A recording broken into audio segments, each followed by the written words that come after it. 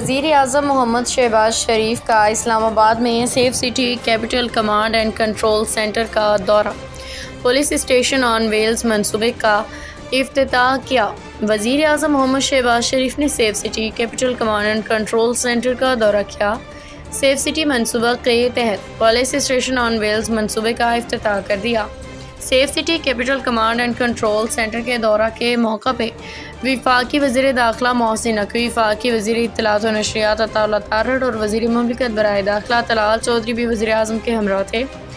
آئی G police اسلام آباد علی ناصر رضوی نے اس موقع پہ وزیر اعظم کو منصوبے کے بارے میں بریفنگ دی۔ انہوں نے بتایا کہ پولیس اسٹیشن آن ویلز کا مقصد 60 سال سے زائد عمر کے افراد کو ڈرائیونگ لائسنس کے اجراء کے علاوہ عوام کو ایف آئی آر اور دیگر سہولیات فراہم کرنا ہے۔ بریفنگ میں بتایا گیا کہ سیف سٹی سرویلنس سسٹم کے تحت اسلام آباد میں کل 3257 کیمرے نصب ہیں۔ ان کیمروں کے ذریعے اسلام آباد میں مختلف تقریبات، محرم الحرام، سیلاب جیسے خصوصی واقعات کی سیکیورٹی کے لیے نگرانی کی جاتی ہے۔ ایک سال میں 1700 کیمرے ٹھیک کرائے ہیں۔